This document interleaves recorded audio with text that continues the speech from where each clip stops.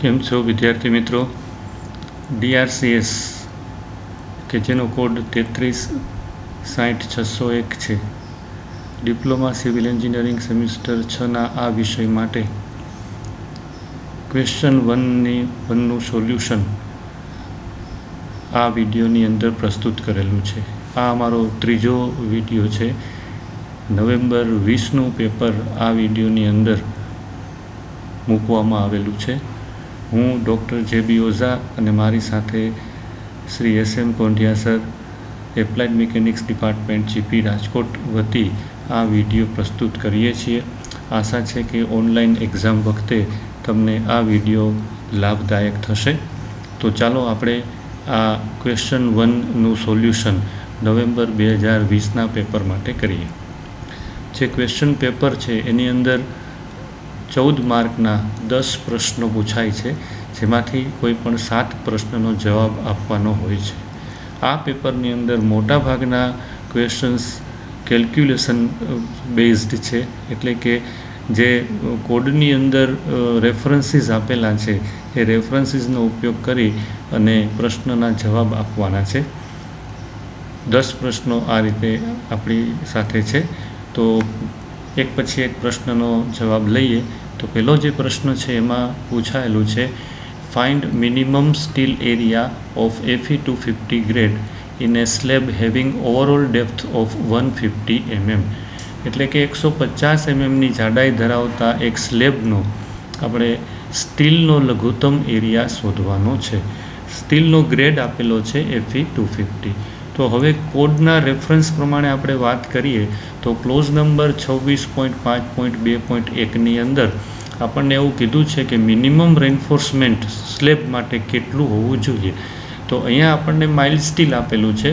તો આપણે પહેલો જ પોઈન્ટ જોઈએ તો mild steel reinforcement in either direction in slab shall not be less than 0.15% of the total cross sectional area. તો આપણે આ કન્ડિશનને ધ્યાનમાં રાખી અને લઘુત્તમ એરિયા શોધવાનો થાય. તો એ લઘુત્તમ એરિયા થશે AST minimum is equal to 0.15% of BD, કારણ કે અહીંયા તમને 0.15% ટોટલ ક્રોસ સેક્શનલ એરિયાનું કીધું છે. તો ટોટલ ક્રોસ સેક્શનલ એરિયા થશે B ઇન્ટુ ટોટલ ડેપ્થ. તો અહીંયા આપણે એ કિંમત મૂકીએ તો 0.15 ઇન્ટુ 1000, કારણ કે B છે આપણો 1 મીટર હોય એટલે કે 1000 મિલીમીટર થશે. ટોટલ ડેપ્થ આપેલી છે આપણને 150, એને ડિવાઈડ બાય 100 કરીએ પર્સન્ટેજને કારણે. તો આનું સોલ્યુશન કરતાં આપણને જવાબ મળે છે 225 mm². તો આપણો જવાબ થશે minimum AST is equal to 225 mm². તો આવો તમને ઓનલાઈનની અંદર પણ આવો પ્રશ્ન પૂછાય, અલગ અલગ 4 ઓપ્શન્સ આપેલા હોય અને એમાંથી તમારે સાચો જવાબ ટીક કરવાનો થાય. તો આટલું કેલ્ક્યુલેશન કરી અને તમે જવાબ આપી શકો. બીજો પ્રશ્ન છે, ફાઇન્ડ ઇફેક્ટિવ સ્પાન ફોર એ સિમ્પલી સપોર્ટેડ બીમ, કે જેનો ક્લિયર સ્પાન છે 4.5 મીટર, બંને બાજુના સપોર્ટ 300 mm છે અને ઇફેક્ટિવ ડેપ્થ આપેલી છે 450 mm. તો આવા એક બીમ માટે આપણે ઇફેક્ટિવ સ્પાન શોધવાનો છે. તો હવે આપણે જાણવાનું રહે કે ઇફેક્ટિવ સ્પાન માટેની કન્ડિશન કોડમાં શું આપેલી છે. તો effective span simply supported beam માટે ગણવો હોય તો એની કન્ડિશન IS 456 પેજ નંબર 34 ઉપર ક્લોઝ 22.2ની અંદર આપેલી છે કે clear span plus effective depth or center to center of support whichever is less will be the effective span. તો અહીંયા આપણને ક્લિયર સ્પાન આપેલો છે 4500 અને ઇફેક્ટિવ ડેપ્થ આપેલી છે 450. તો આપણો પહેલી કન્ડિશન પ્રમાણેનો ઇફેક્ટિવ સ્પાન થાય 4950 અને બીજી કન્ડિશનમાં centre two centre of support એટલે કે આપણે એક સપોર્ટ એડ કરી દઈએ એટલે સેન્ટર ટુ સેન્ટર ગણાઈ જાય. તો ક્લિયર સ્પાન વત્તા એક સપોર્ટ એડ કરતાં 4800 આપણો જવાબ થાય છે. એટલે કે એક જવાબ મળે છે 4950 અને બીજો જવાબ મળે છે 4800. તો whichever is less will be our effective span. તો બંનેમાંથી જે ઓછી વેલ્યુ છે 4800 mm એ આપણા માટે ઇફેક્ટિવ સ્પાન થાય. તો આ આનો જવાબ મળે. ત્રીજો પ્રશ્ન પૂછ્યો છે IS 456-2000 પ્રમાણે ન્યૂનતમ અને મહત્તમ તણાવ સ્ટીલ અંગેના નિયમો જણાવો. તો આપણે મેક્સિમમ અને મિનિમમ સ્ટીલનું પ્રોવિઝન શું છે એ બતાવવાનું છે. તો બધા જ અલગ અલગ મેમ્બર માટે આપણે ગણીએ તો ખાસ જે મેમ્બર છે આપણા બીમ, સ્લેબ અને કોલમ, તો આ ત્રણ માટેના આપણે ક્રાઇટેરિયા કોડમાંથી જોઈ અને આપણે અહીંયા લખી શકીએ કે પેજ નંબર 47 IS 456 મુજબ બીમની અંદર minimum AST will be 0.87 BD divide by FY. Maximum AST થશે 0.4% ઓફ BD. તો આ બંને વસ્તુ આપણને ક્લોઝમાં આપેલી છે. એ જ રીતે સ્લેબ માટે વાત કરીએ તો મિનિમમ AST થશે 0.15% of BD for mild steel અને 0.12% BD ફોર ટોર સ્ટીલ. અને મેક્સિમમ AST છે એ બીમ જેટલો જ લેવાનો થશે 0.4% ઓફ BD. આ ક્લોઝ આપણને પેજ નંબર 48 ઉપર આપેલો છે. ત્યાર પછી કોલમ માટે ગણીએ તો મિનિમમ ASC, અહીંયા આપણે એને ASC તરીકે ઓળખશું. તો ASC એટલે કે minimum steel required in column will be 0.8% of AG and maximum steel required will be 0.6% of AG. AG is the gross area of column. તો આ આપણે ત્રણ ક્રાઇટેરિયા અલગ અલગ લખવાના થાય.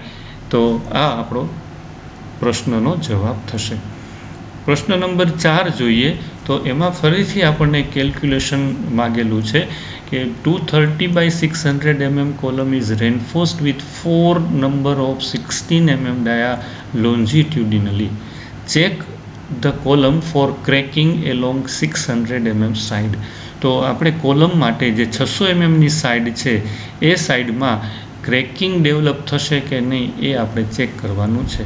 તો ક્રેકિંગ થવા માટે જે ક્લોઝ આપેલો છે એ ક્લોઝ મુજબ spacing of longitudinal bar measured along the periphery of the column shall not be exceed 300 mm. એટલે કે બે કોલમના બે સળિયા વચ્ચેનું અંતર હોરિઝોન્ટલ ડિસ્ટન્સ 300 mm થી વધવું ન જોઈએ. જો 300 mm થી વધી જાય તો એ ક્રેક માટે શક્યતા ધરાવે છે. તો આ ક્લોઝ આપેલો છે આપણને પેજ નંબર 48 ઉપર. તો હવે અહીંયા આપણે જે આપણને ડેટા આપેલો છે એ ડેટા માટે આપણે બે સળિયા વચ્ચેનું ડિસ્ટન્સ ગણવું પડે. હવે જો આ રીતનો તમને જે ફિગર બતાવેલી છે એ મુજબનો કોલમ છે, 4 સળિયા મૂકેલા છે દરેક કોર્નર ઉપર 16 mmના. હવે બંને બાજુનો આપણે સાઈડ કવર 40 mmનો લઈએ, કારણ કે કોલમ માટે આપણને 40 mmનું સાઈડ કવર લેવાનું કોડમાં જણાવેલું છે. તો 600માંથી આપણે આ રીતે ગણતરી કરીએ કે 600માંથી બંને બાજુના સાઈડ કવર બાદ થાય અને બંને સળિયાના ડાયામીટર બાદ કરતાં જે વેલ્યુ વધે છે એ વેલ્યુ આપણો જવાબ થાય. તો અહીંયા આપણે કેલ્ક્યુલેશન કરીએ તો એ કેલ્ક્યુલેશન પ્રમાણે 600 - 40 - 40 - 2 × 16 એટલે કે ટોટલ સાઇઝ 600 mm, એમાંથી 40 બંને બાજુના સાઈડ કવર અને 2 16 mmના સળિયા, આટલું બાદ કરતાં આપણને જવાબ મળે છે 488. અહીંયા આ વેલ્યુ ખોટી છે, ધીસ ઇઝ 488.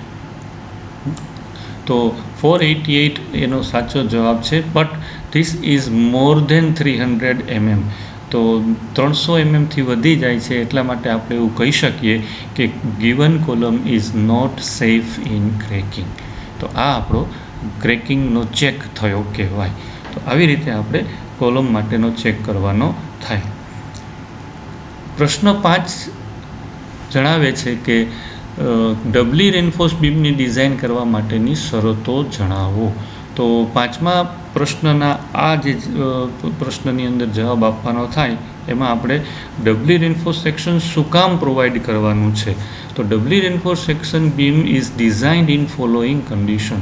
આપણે 3 કન્ડિશનમાં ડબલી રેન્ફોર્સ સેક્શન ડિઝાઇન કરીએ છીએ. પહેલી કન્ડિશન, બીમની મોમેન્ટ MU લિમિટ કરતાં વધતી હોય ત્યારે, when MU exceeds MU limit.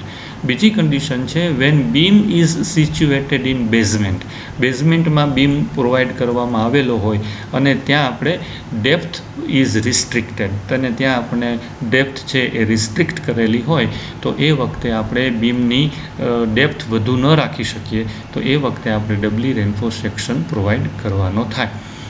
Under staircase when proper headway is not sufficient. આપણને સ્ટેરકેસના નીચેના બીમમાં જો પૂરતો હેડવે ન મળતો હોય તો એ જગ્યાએ ભલે સિંગલી રેન્ફોર્સ સેક્શન હોવા છતાં આપણે ત્યાં એને ડબલી રેન્ફોર્સ સેક્શન તરીકે ડેપ્થ ઘટાડી અને ડિઝાઇન કરી શકીએ છીએ. તો આ રીતે 3 કન્ડિશનની અંદર ડબલી રેન્ફોર્સ બીમની ડિઝાઇન કરવાની થાય.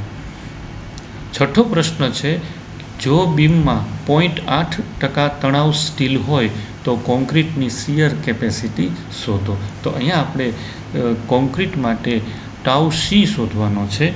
M20 ગ્રેડ સ્ટીલનું આપેલું છે, કોન્ક્રીટનું આપેલું છે અને 0.8% સ્ટીલ પર્સન્ટેજ છે.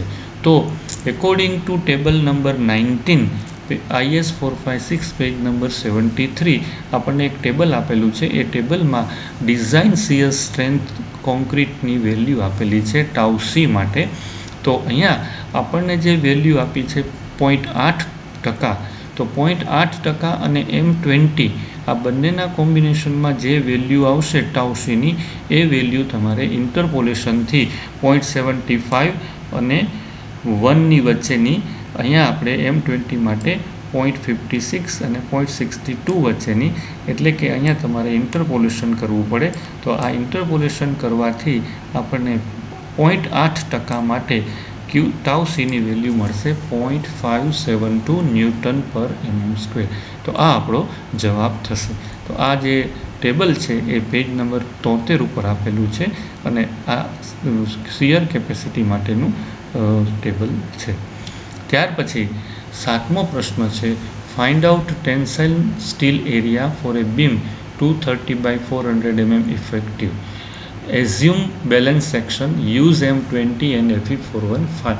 તો અહીંયા તમને એવું કીધું છે કે બેલેન્સ સેક્શન માટે સ્ટીલનો એરિયા શોધવાનો છે. તો બેલેન્સ સેક્શન માટે સ્ટીલનો એરિયા શોધવા માટે આપણે બેલેન્સ સેક્શન માટે પીટીની વેલ્યુ કેટલી છે એ જોઈ લઈએ અને એના ઉપરથી આપણે AST મેળવી શકીએ.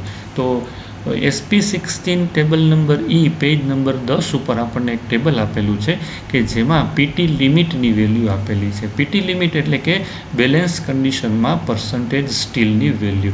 તો અહીંયા આપણા માટે પીટી લિમિટની વેલ્યુ જે થશે એ M20 અને FE 415 માટે 0.96ની વેલ્યુ થશે. જો અહીંયા તમને 0.96ની વેલ્યુ મળેલી છે. તો 0.96 માટે આપણે AST શોધીએ તો 0.96 માટે PT/BD ડિવાઇડ બાય 100 કરીએ તો અહીંયા તમને એ વેલ્યુ મળી જાય. 0.96 × 230 × 400 આ બે આપણને સાઈડ એની વેલ્યુ આપેલી છે. ડી પણ આપણને ઇફેક્ટિવ આપેલો છે તો ડી ડાયરેક્ટ લઈ શકાય. તો આ વેલ્યુ ગણીએ તો આપણો જે જવાબ આવે છે area of steel it is 883.2 mm². તો આટલો મિનિમમ સ્ટીલનો એરિયા થશે, ટેન્સાઇલ સ્ટીલનો એરિયા થશે. ત્યાર પછીનો 8મો પ્રશ્ન છે કે simply supported one way slab it is reinforced with 8 mm dia 180 mm center to center to resist tension due to flexure. Depth of slab is 130 mm effective. Check the slab for cracking. તો અહીંયા આપણે cracking માટેનો criteria જોવાનો છે. તો cracking માટેનો જે slab માટેનો ક્રાઇટેરિયા છે એમાં પેજ નંબર 46 ક્લોઝ નંબર 26ની અંદર આપણને આપેલું છે કે spacing provided should be less than 3D or 300 mm for main steel. આપણે અહીંયા મેઇન સ્ટીલ માટે જ ક્રેકિંગ ચેક કરવું છે એટલા માટે મેઇન સ્ટીલનો કન્ડિશન જોઈએ. તો હવે તમને જે પ્રોવાઈડ કરેલું સ્પેસિંગ છે એ 180 mm છે. એટલે 180 mm આપણું જે છે એ 3D અને 300 mm કરતાં વધુ છે કે કેમ એ આપણે ચેક કરી લેવું પડે. તો અહીંયા આપણે પેલો કન્ડિશન જોઈએ 3D. તો 3D એટલે કે 3 × ઇફેક્ટિવ ડેપ્થ. તો ઇફેક્ટિવ ડેપ્થ આપણને આપી છે 130. તો તો એની જે વેલ્યુ આવે છે એ 390 આવે છે અને બીજી કન્ડિશન છે 300. તો આ બે વેલ્યુ કરતાં આપણી જે વેલ્યુ છે 180 mm એ ઓછી છે, એટલે આપણે અહીંયા એમ કહી શકાય કે slab is safe in cracking. તો આ રીતે તમને પ્રશ્ન પૂછાય તો આમાં તમારે સાચો જવાબ આ રીતે મેળવવાનો થાય. ઓનલાઈનમાં પણ આ પ્રશ્ન પૂછી શકાય, અલગ અલગ તમને ચોઈસ આપી હોય એમાંથી તમારે સાચી ચોઈસ લેવાની થાય. ક્વેશ્ચન 9 છે, a beam 300 by 600 mm is reinforced with two numbers 20 mm dia of Fe415 in tension side. Check the beam for cracking. જો ફરીથી અહીંયા ક્રેકિંગ ચેક કરવાનું છે. આ ત્રીજો પ્રશ્ન ક્રેકિંગ માટેનો છે. સ્લેબનું ક્રેકિંગ ચેક કર્યું, કોલમનું ક્રેકિંગ આપણે ચેક કર્યું, હવે બીમ માટે ક્રેકિંગ ચેક કરવાનું છે. તો આની અંદર પણ બે સળિયા વચ્ચેનું જે ક્લિયર ડિસ્ટન્સ છે એ આપણે આઈએસના પ્રોવિઝન પ્રમાણે ચેક કરવાનું થાય. તો એકોર્ડિંગ ટુ આપણને આઈએસ કન્ડિશન શું પ્રોવિઝન છે એ આપણે મેળવવાનું થાય. તો અહીંયા જુઓ તમે, આ ફિગર પ્રમાણે આપણો બીમ સિચ્યુએટેડ થયેલો હોય તો એન્ડ સાઈડ કવર આપણે અહીંયા 40 mm રાખેલું છે બંને બાજુએ, મોડરેટ એક્સપોઝર ધારી અને સાઈડ કવર આપણે 40 mm રાખેલું છે. એની ડેપ્થ વધુ છે એટલા માટે આપણે આને મોડરેટ કન્ડિશન તરીકે લીધું છે. તમે માઇલ્ડ કન્ડિશન પ્રમાણે પણ કવર રાખી શકો, પણ અહીંયા આપણે મોડરેટ કન્ડિશન પ્રમાણે 40 mm કવર રાખેલું છે. 300 mm સાઈડ છે, બંને 20 mm બે સળિયા મૂકેલા છે. તો હવે according to IS clause number 26 table number 15, for beam, horizontal distance between two bars should not be more than 180 mm for Fe415.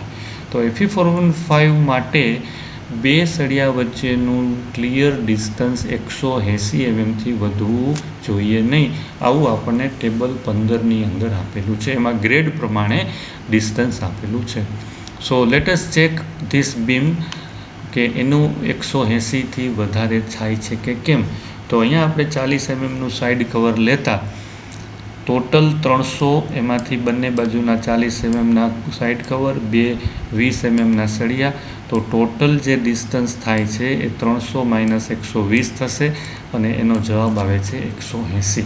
આનો મતલબ કે આપણો જે બે સળિયા વચ્ચેની જગ્યા છે એ પણ 180 છે. કોડ પ્રમાણે તમને કીધું છે એ પણ 180 છે, પણ કોડમાં ચોખ્ખું લખેલું છે નોટ મોર ધેન 180. 180 હોય તો યુ કેન યુઝ ઇટ, તો 180 છે એટલે આપણે એને એલાઉ કરી શકીએ. તો આ કારણે આપણે it is equal to 180 mm, so beam is safe in cracking. તો આપણો જવાબ છે અહીંયા આ રીતે આપણે લખી શકીએ. તો કોઈ પણ ક્રેકિંગ માટે તમને ચેક પૂછવામાં આવે તો આવી રીતે તમારે પહેલાં તો પ્રોવિઝનમાં શું વેલ્યુ આપી છે અને તમારી એકચ્યુઅલ વેલ્યુ શું છે એ બંનેને આપણે કમ્પેર કરી અને સેફ છે કે અનસેફ છે એ લખવાનું થશે. Then question number 10, calculate development length of 22 mm dia Fe250 grade steel bar if it is used in compression. Use M20. તો M20 કોન્ક્રીટ માટે Fe250 સ્ટીલ ગ્રેડ માટે 22 mm સળિયામાં ડેવલપમેન્ટ લેન્થ શોધવાનું છે કોમ્પ્રેશન માટે. તો ડેવલપમેન્ટ લેન્થનું ઇક્વેશન આપણને આપેલું છે IS કોડ 456 પેજ નંબર 42 ઉપર. LD is equal to 5 sigma S/4 tau BD. તો અહીંયા ફાઈની વેલ્યુ છે 22 mm આપણો ડાયામીટર, સિગ્મા એસ છે 0.87 × FI આપે છે 250, એટલે 0.87 FI કરતાં વેલ્યુ આવશે 217.5. ટાઉ બીડીની વેલ્યુ આપણને ટેબલ ઉપરથી મળશે. તો M20 માટે ટાઉ બીડી 1.2 છે, પણ અહીંયા આપણે કોમ્પ્રેશનમાં ડેવલપમેન્ટ લેન્થ શોધવાની છે એટલે 25% એમાં એડ કરવી પડશે, એટલે વેલ્યુ થશે 1.5. ઓકે, તો આ બધી વેલ્યુમાંથી આપણે એલડીની કિંમત મેળવીએ તો 22 × 217.5 ડિવાઈડ બાય 4 × 1.5, આ વેલ્યુ મૂકતા આપણને જે જવાબ મળે છે એ 797.5 mm 797.5 mm ડેવલપમેન્ટ લેન્થ મળશે. આ રીતે આપણને આ જવાબ મળશે. આ જ વસ્તુ આપણે SP16માંથી લઈ શકીએ છીએ, પણ SP16માં જે વેલ્યુ આપેલી છે 20 mmથી ઉપરના બાર માટે, એ વેલ્યુ FE 240 માટે આપેલી છે. એટલા માટે આપણે અહીંયા બીજી મેથડનો ઉપયોગ કરી શકતા નથી. આ એક જ ઇક્વેશનવાળી મેથડથી જ ડેવલપમેન્ટ લેન્થ શોધી શકાશે જો M20થી મોટો સળિયો હોય તો. બરાબર. તો આ રીતે આપણે 10 પ્રશ્નના જવાબ અહીંયા પૂરા થાય છે. આશા છે કે તમને આ પ્રશ્નના જવાબ ઉપરથી પ્રશ્નો જે પૂછાય ઓનલાઈનમાં એમાં તમે જવાબ આપી શકશો અને આનો તમે પૂરતો લાભ લઈ શકશો. Thank you very much.